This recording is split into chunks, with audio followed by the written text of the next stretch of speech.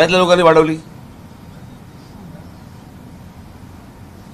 म्हणजे बाहेरून येणाऱ्या लोकांचा लोंढा हा किती मोठ्या प्रमाणावरती आहे आणि मग ते तिथे त्या शहरांमध्ये आल्यानंतर त्यांची व्यवस्था लावण्यातच सरकारचा पैसा इतका खर्च होतो की इथे आमच्याकडे शेतकरी आत्महत्या करतायत, त्याच्याकडे आपल्याकडे लक्ष द्यायला नाहीये. आपल्याकडे रोजगाराच्या संधी उपलब्ध होत आहेत, पण आपल्या तरुणांना महाराष्ट्रातल्या माहितीने कुठे होत आहेत. तुम्हाला आठवत असेल मागचं रेल्वेचं आंदोलन. युपीला, बिहारला वर्तमानपत्रांमध्ये जाहिराती येतात महाराष्ट्रामधल्या नोकरीच्या आणि महाराष्ट्रामध्ये येत नाहीत. म्हणजे काय? महाराष्ट्रामध्ये असलेले जे उद्योग आहेत याच्यामध्ये बाहेरच्यांना कळतं की इथे नोकऱ्या आहेत आणि माझ्या महाराष्ट्रातल्या पोरांना कळत नाही.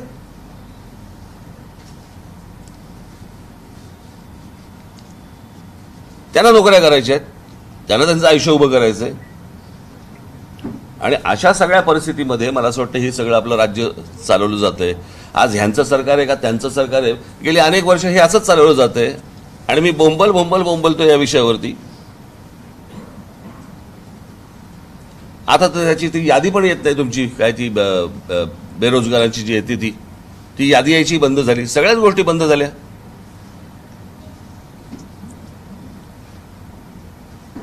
इतक्या गोष्टी या राज्यामध्ये उपलब्ध असताना खरं तर आपल्याला आरक्षणाची गरजच नाहीये महाराष्ट्राला. महाराष्ट्रातल्या भूमिपुत्रांना नोकऱ्या मिळाल्या पाहिजेत, चांगलं शिक्षण मिळालं पाहिजे. मला असं वाटतं की ह्याच्यामध्ये जात येते कुठे? तो ओबीसी असेल, तो मराठा असेल, तो कुठच्याही जातीचा असेल, आपल्या मुलांना महाराष्ट्रातल्या आपल्या मुलामुलींना चांगलं शिक्षण, चांगला रोजगार मिळाला पाहिजे महाराष्ट्रामध्ये. म्हणजे महाराष्ट्र हे राज्य असं आहे की या देशामधलं सर्वाधिक प्रगत राज्य म्हणून आपण महाराष्ट्राकडे बघतो आणि महाराष्ट्रामध्ये जेवढे नोकऱ्या उपलब्ध होतात मला नाही वाटत दुसऱ्या कुठच्या राज्यामध्ये इतक्या मोठ्या प्रमाणावरती उपलब्ध होत असतील. आज बऱ्याचशा गोष्टी जर समजा आपण बघितल्यात तर या म्हणजे ज्याला आपण खाजगीकरण करतायत, केंद्र सरकार काय करतंय आणि सगळ्याच. आता या खाजगी ज्या संस्था आहेत इथे आरक्षण आहे का? खाजगी ज्या शिक्षण संस्था आहेत इथे आरक्षण आहे का? मग नेमकं किती प्रमाणामध्ये आरक्षण आहे आणि किती जातींना ते मिळणार आहे, किती मुलांना मिळणार आहे, किती मुलींना मिळणार आहे, किती नोकऱ्या उपलब्ध होणार आहेत, हे जर आपण तपासणार आहोत का? की फक्त माथी भडकवून फक्त मतं हातामध्ये घ्यायची एवढाच फक्त उद्योग आहे? आपण मला असं वाटतं काही गोष्टी नीट समजून घेतल्या पाहिजेत. हे सगळं जे राजकारण चालू आहे हे कोणाच्या ना कोणाच्या तरी खांद्यावरती बंदुका ठेवून फक्त राजकारण सुरू आहे आणि मतं फक्त हातामध्ये घेणं सुरू आहे.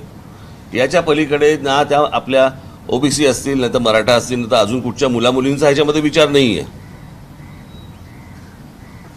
हे फक्त मतांचं राजकारण आहे. मला असं वाटतं प्रत्येक समाजाने ही गोष्ट समजून घेतली पाहिजे की आपल्याला मूर्ख बनवत आहेत आणि ह्याच्यातनं हाताला काही लागणार नाहीये.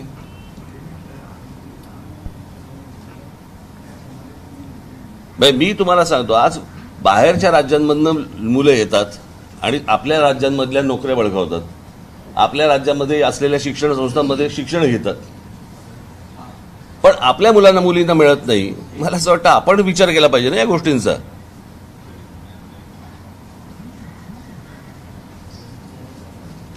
आणि मग या शिक्षण संस्थांमध्ये या मुलामुलींना का नाही आपल्याकडे शिक्षण मिळत, बाहेरच्या मुलांना का मिळतं? मग ते सगळ्या गोष्टी पैशावरती येतात. म्हणजे मूळ विषय राहतोय बाजूला आणि आपण कुठेतरी विचित्र भरकटत जातोय. आणि भरकटणं नुसतं नाहीये, हे विष कालवणं आहे. मध्यंतरी तुम्ही देखील पाहिलं असेल, मी पाहिलं, लहान लहान मुली बोलत होत्या त्या जातीच्या याच्यावरती की आमची मैत्री तुटली आणि ह्या सगळ्या गोष्टी झाल्या. हे भीषण आहे. बरं, हे मी कधीपासून सांगतोय की हे उद्या शाळा कॉलेजपर्यंत जाणार प्रकरण, आणि उद्या शाळा कॉलेजपर्यंत गेल्यानंतर असं वातावरण महाराष्ट्रात कधीच नव्हतं. आपण असल्या गोष्टी उत्तरातल्या युपीमध्ये, बिहारमध्ये अशा आजपर्यंत आपण ऐकत आलो जातीच्या विषयावरती गोष्टी. हे लोण महाराष्ट्रात यावं म्हणजे महाराष्ट्रासारखं एक राज्य ज्याने देशाला दिशा दिली, ते राज्य आज जातीपातीमध्ये खितपत पडलेलं आहे. याच्यासारखं दुर्भाग्य नाही. अशा प्रकारचं राजकारण करणाऱ्या मला असं वाटतं की जी लोक असतील, प्रत्येक समाजाने यांना निवडणुकीला दूर ठेवलं पाहिजे. कळलं? लोकसभेला आपली भूमिका जी भूमिका अगदी फडणवीस असतील त्यापासून सगळे मिटकरी पासून सगळे महाराष्ट्रातले नेते एकमेकाला एकेरी भाषेत सुनावतायत, एकमेकाबद्दल नको ते वाभाड काढतात. काय हा कुठला स्तर म्हणायचा, किती खाली चाललाय आणि एक कुठपर्यंत. बरं, माझं याच्यावरती अनेकदा बोलून झालं, कळलं का? काय आहे, मी तुम्हाला एक गोष्ट सांगू का? तुम्ही पहिलं दाखवायचं बंद कराय ना. तुमची लाईट बंद होतील का रे? पहिलं सगळे लाईट बंद करा, बंद कर लाईट. तुझा पण लाईट बंद कर. मुळात पहिल्यांदा तुम्ही हे दाखवायचे बंद करा या लोकांना, कळलं का? कुठे बोलतील? या सोशल मीडियाने आणि बाकीच्या सगळ्या गोष्टींनी डोकी फिरली आहेत. असं महाराष्ट्रामध्ये कधीच वातावरण नव्हतं.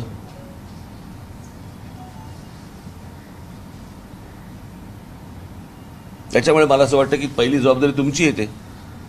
सकाळी घराच्या बाहेर जाऊन जे उभे राहतात ना, ते राहायचे बंद करा, आपोआप बोलायचे बंद होतील. तुम्ही गाणं लावा ना पहिलं त्याला. एवढे सुज्ञान आहेत आपले पुढे. सुज्ञान आहेत म्हणजे कुठे बोलतील? खासगी आपण सोशल मीडिया झालंय, स्वतःच व्हिडिओ काढून टाकतो. सोशल मीडिया बघा, प्रश्न असा आहे, सोशल मीडियावरती काय यायचं ते येऊ देत, ते काय सगळेच बघतात असं नाहीये. पण चॅनल तर लोक बघतात की नाही, बरोबर की नाही? सोशल मीडियावर तर तुमच्या मोबाईलवरती येईल, पण चॅनलमध्ये अख्खं कुटुंब घरामध्ये बघतं ना हो.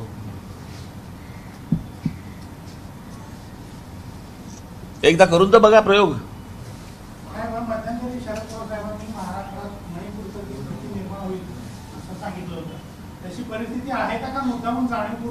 नाही नाही, मला असं वाटतं शरद पवार साहेबांनी याला हातभार लावू नये, कळलं का? महाराष्ट्राचा मणिपूर होणार नाही याची काळजी मला असं वाटतं शरद पवार साहेबांनी घेतली पाहिजे. त्यांचं आजपर्यंतचं राजकारण पाहता त्यांना हवंय का नकोय मणिपूर झालेलं?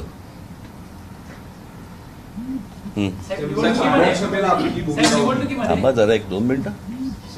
लोकसभेला जी आपली भूमिका होती, त्यानंतर विधानसभेला असं चित्र वाटत होतं की आपण महायुती नेमकं काय झालं? आपण नाही, काय झाल्याचा विषयच नव्हता. त्यावेळेलाच मी सांगितलं होतं की ही युती ही लोकसभेला नरेंद्र मोदींना पाठिंबा देण्यासाठी आहे, बरोबर आहे? त्याच्यामध्ये मी कधी बोललो का विधानसभेचा काही विषय बोललो का?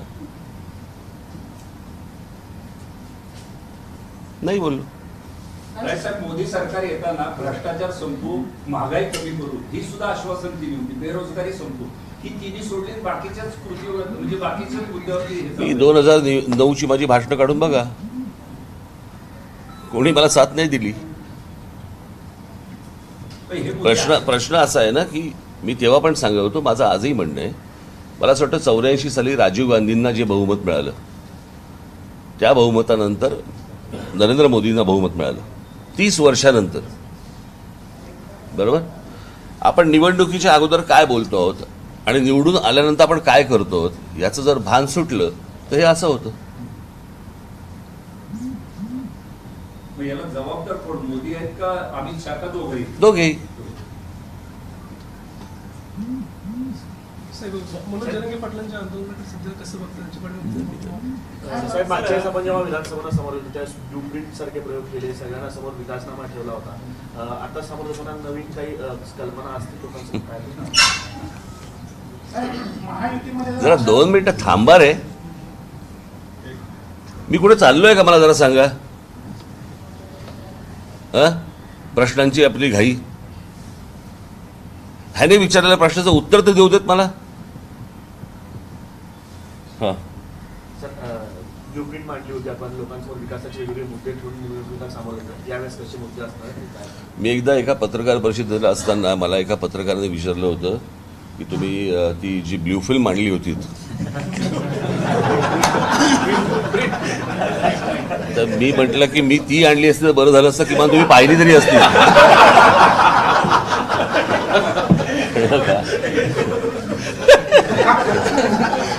ती ब्ल्यूप्रिंट आणेपर्यंत मला सगळेजण खोचकपणे विचारायचे काय ते ब्ल्यूप्रिंटचं काय झालं, ते ब्ल्यूप्रिंट कुठे गेली. ते ब्ल्यूप्रिंट अजून आलेली नाही. ज्या दिवशी आणली त्याच्यानंतर आजपर्यंत मला कोणीही पत्रकारांनी प्रश्न विचारला नाही या ब्ल्यूप्रिंटचं काय झालं किंवा कोणी वाचली काही नाही. मी म्हटलं ते दुसरं आणलं असं बरं झालं असतं, घराघरा पाहिली तरी असती, आतापर्यंत पाठ पण झाली असते तुमची.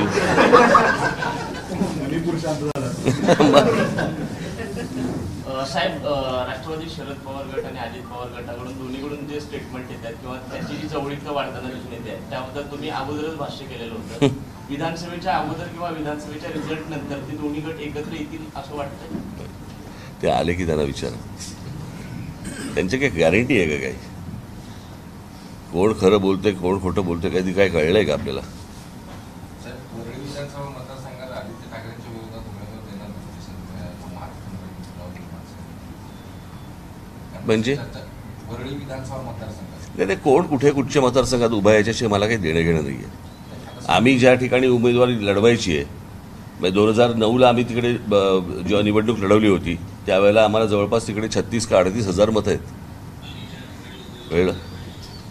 आणि याला लढवणार निवडणूक. संदीप देशपांडे यांना उमेदवारी मतदारसंघात मिळणार अशी त्यांच्या नावाची चर्चा सुरू आहे. हो, त्या नावावर शिक्कामोर्तब होईल. यादी येईल तेव्हा बघा. सर, सुप्रीम कोर्टाने अलीकडे निकाल दिला आहे SC आणि STच्या उपवर्गीकरणाबद्दल, त्याच्याबद्दल आपलं भाष्य काय? आणि मला जातीतलं काही कळत नाही. मला ह्या सगळ्या गोष्टींमधलं खरंच कळत नाही. माझ्याकडे ह्याच्याबद्दल उत्तरच नाही आहे. आपण सरळ प्रश्नांची वेडीवाकडी उत्तरं शोधतोय. ह्याच्यात म्हणजे राजकीय नेत्यांसाठी पण असं हे लागू केलं उपवर्गीकरणामध्ये, म्हणजे जे खास करून सामाजिक आणि आर्थिकदृष्ट्या उंचावलेले तरी ते राखीव जागांमध्ये उभारतात. उदाहरणार्थ रामदास आठवले कोट्यावधीची इस्टेट असेल या मंडळींची, तर ते फायदा त्यांना हे ऑन रेकॉर्ड बोलताय तुम्ही? दिसतं ना. नाही, विचारतोय मी. नाही, रामदास आठवलेंची नाही, मी तुम्हाला विचारतोय. ऑन रेकॉर्ड बोलताय? On record. कोट्यावधी त्यांचं जर प्रतिज्ञापत्र वाचलं की त्यांचं इस्टेट किती आहे ते सर्व दिसून नाही. गंमत केली. हा, पण यांना हे लागू का होत नाही? तुम्ही नोकऱ्या आणि शिक्षणामध्ये त्यांना मी तुम्हाला सांगतो, या महाराष्ट्रामध्ये सगळ्या गोष्टी इतक्या मुबलक प्रमाणामध्ये आहेत की या महाराष्ट्रामध्ये आरक्षणाची गरजच नाही. कळलं का? म्हणजे जर व्यवस्थित पैशाचं नियोजन केलं, आज तुम्ही मला सांगा, या सगळ्या आपल्या मुंबई असेल, ठाणा असेल, पुणे असेल, या सगळ्या भागामध्ये, नागपूर असेल, या भागामध्ये ज्या प्रकारचे फ्लायओव्हर्स, ब्रिजेस आणि इतर सगळ्या गोष्टी ज्या होत आहेत, बरोबर, त्या का होतात?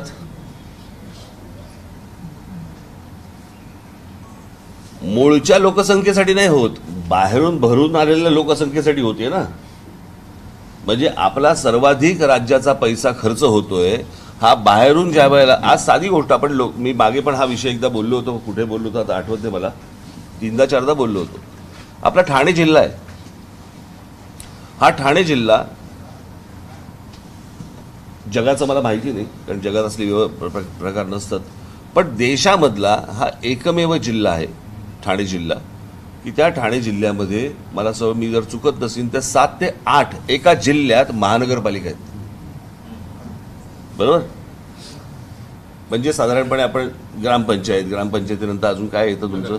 नगर परिषद, जिल्हा परिषद वगैरे सगळ्या गोष्टी येत जातात. मग नगरपालिका होते, मग महानगरपालिका होते. हे सगळे जे स्तर आहेत हे लोकसंख्येनुसार वाढत जातात, म्हणजे बनत जातात, बरोबर की नाही. मग जर समजा एका जिल्ह्यामध्ये जर 7 ते 8 महानगरपालिका असतील तर ही लोकसंख्या काय ठाण्यातल्या लोकांनी वाढवली? म्हणजे बाहेरून येणाऱ्या लोकांचा लोंढा हा किती मोठ्या प्रमाणावरती आहे, आणि मग ते तिथे त्या शहरांमध्ये आल्यानंतर त्यांची व्यवस्था लावण्यातच सरकारचा पैसा इतका खर्च होतो की इथे आमच्याकडे शेतकरी आत्महत्या करतायत, त्याच्याकडे आपल्याकडे लक्ष द्यायला नाहीये. आपल्याकडे रोजगारच्या संधी उपलब्ध होत आहेत, पण आपल्या तरुणांना महाराष्ट्रातल्या माहितीने कुठे होत आहेत.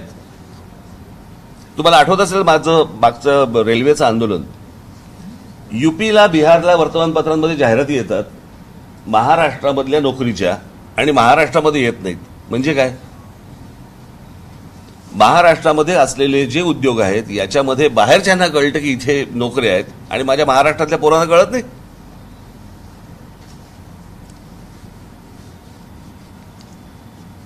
त्यांना नोकऱ्या करायच्या आहेत, त्यांना त्यांचं आयुष्य उभं करायचंय, आणि अशा सगळ्या परिस्थितीमध्ये मला असं वाटतं हे सगळं आपलं राज्य चालवलं जातंय. आज ह्यांचं सरकार आहे का त्यांचं सरकार आहे, गेली अनेक वर्ष हे असंच चालवलं जातंय. आणि मी बोंबलतो या विषयावरती. आता तर त्याची ती यादी पण येत नाही तुमची, काय ती बेरोजगारांची जी येते ती यादी यायची बंद झाली. सगळ्याच गोष्टी बंद झाल्या.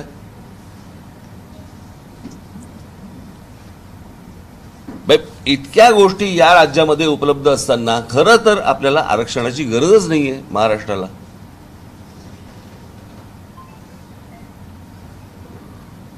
मी नेहमी सांगत आलो आपल्या महाराष्ट्रातल्या मुलामुलींना पहिल्यांदा प्राधान्य द्या, 100%. उरल्या तर बाहेरच्यांना बोलवा. मी काय देश तोडायचा विचार नाही करत आहे, पण पहिल्यांदा सगळेच जण. आता साधी गोष्ट आपण लक्षात घेऊया ना, की नरेंद्र मोदी आत्ता काय त्या तुमच्या स्पोर्ट्सच्या संदर्भामध्ये काहीतरी बजेट आलं, बरोबर. प्रत्येकाला एक कोटी, ह्या राज्याला इतके कोटी, या राज्याला इतके कोटी. सर्वाधिक पैसे हे गुजरातला आहेत आणि उत्तर प्रदेशला आहेत.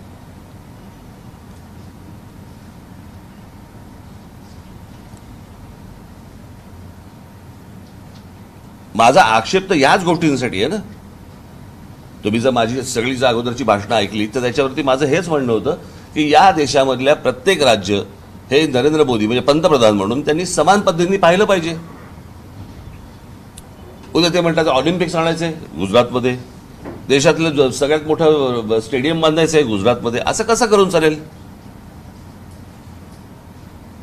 उद्या समजा मराठी पंतप्रधान झाला आणि त्यांनी समजा महाराष्ट्रामध्ये पण अशा प्रकारच्या गोष्टी आणायच्या केल्या तर मी त्याला विरोधच करीन.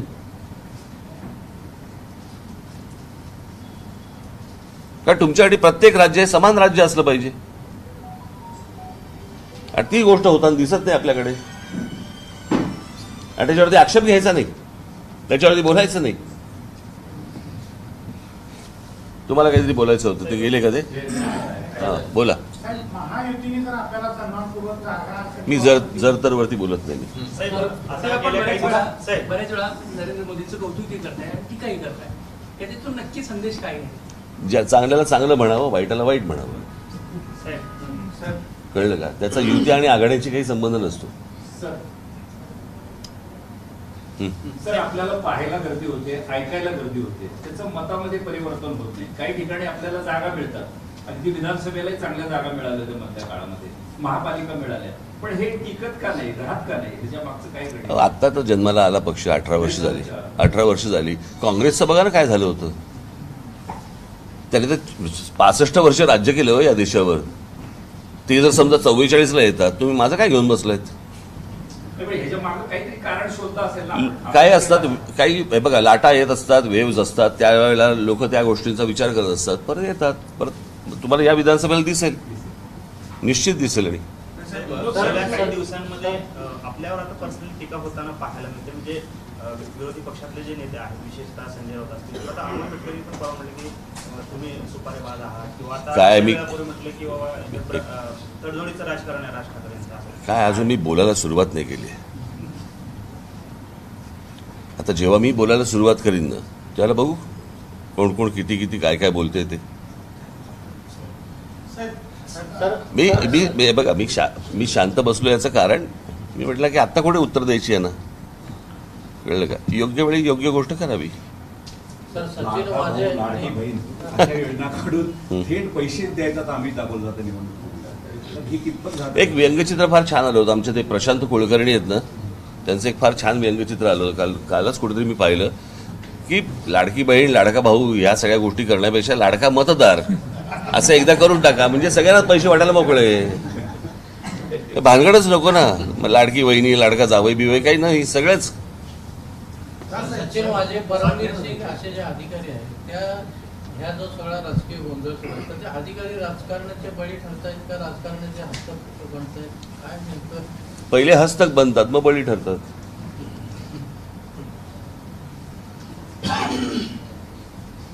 अजून काय सांगू? मध्यंतरी माजी विधानसभा निवडणुकीमध्ये लावरीतून व्हिडिओ आपण जो कन्सेप्ट वापरली होती त्याने चांगल्याची धाबे दानाली होती. त्यावेळेस तशी काय नवीन कन्सेप्ट असणार का? बघू आता जसं सुचेल तसं येईन समोर. जनसंवाद यात्रा काढत आहे, निवडणुकीच्या दृष्टिकोनातून नाशिकमधून त्याची सुरुवात मी काय बघायचं त्याच्याकडे? माझा आज दौरा सुरू होतो, ते काय बघतात माझ्याकडे? हे प्रश्न आहे घ्यायला काही? कसा बघतो मी? असा बघतो त्याच्याकडे.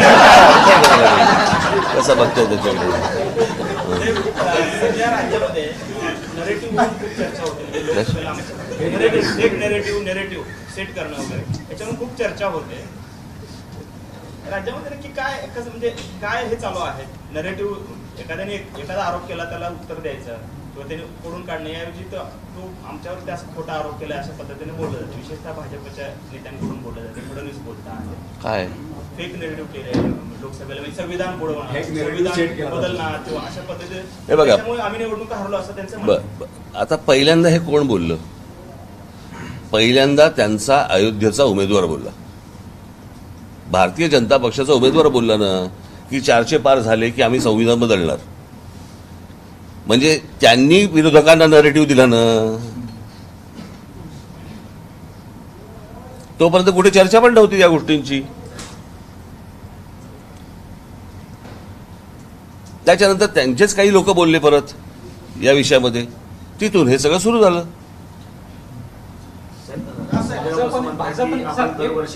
भाजपने काही मुद्दे असे मांडले की त्याला नव्यानं राजकारणाची सुरुवात करता, तुमचं राजकारण म्हणजे मॅच फिक्सिंग असतं अशा पद्धतीने योग्य वेळी मी जेव्हा बोलीन तेव्हा ते काही गोष्टी त्यांच्या कायमस्वरूपी लक्षात राहतात.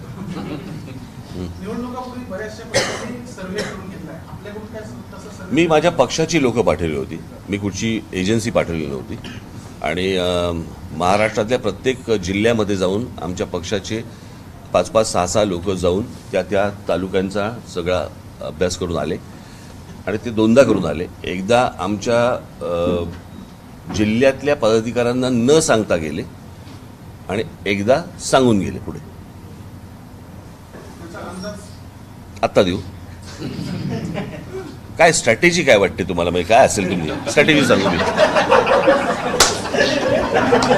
काय आपल्या पक्षाने काही आंदोलनं घेतली, तसं बऱ्या प्रमाणात ते यशस्वी झालं आपलं आंदोलन, किंवा तो स्पीकर बंद करा धर्मस्थळावरचा, अशी आंदोलन घेतली, पण ते अर्धे प्रश्न सुटले. तर आपली सत्ता येताना किंवा आपल्या भाषणामध्ये या मुद्द्यांना प्राधान्य अर्थातच असणार.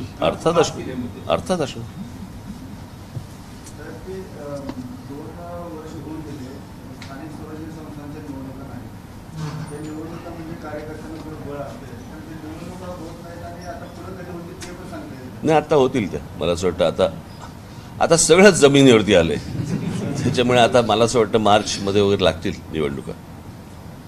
तुम्ही 2019 नंतर 5 वर्षानंतर सोलापुरात आला, तर एवढे दिवस म्हणजे सोलापूरला का तुम्ही आला नाही? रस्त्याचं काम सुरू होतं. नमस्कार मंडळी, आपण बघत आहोत राज ठाकरे यांचे स्पीच आणि त्यांच्या स्पीचमधून त्यांनी काय वक्तव्य केली ते बघणार आहोत. तर ते बोलत होते की या महाराष्ट्रामध्ये आरक्षणाची बिलकुलही गरज नाही आणि महाराष्ट्रात आरक्षणाच्या मुद्द्यावर राजकारण तापलंय असंही ते बोलत होते. आणि आरक्षणाच्या मुद्द्यावरून मनसेच्या अध्यक्ष राज ठाकरे यांनीही आपली भूमिका स्पष्ट केली आहे.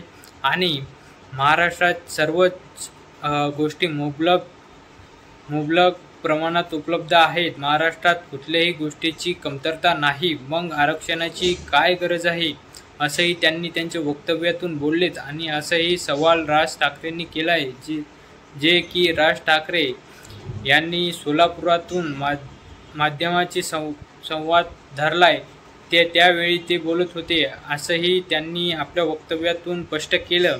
तरी हे राज ठाकरे हे त्यांच्या वक्तव्यात ठामपणे त्यांनी जरांगे पाटलांच्या विरोधात बोललेत. आणि असंही आहे की आपल्या न्यूज चॅनलवर सर्व प्रकारच्या न्यूज येत राहतात, तर आपल्या न्यूज चॅनलला सबस्क्राईब करा आणि बेल आयकॉनचं बटन नक्की प्रेस करा आणि जास्तीत जास्त शेअर करण्याचा प्रयत्न करा. धन्यवाद मंडळी.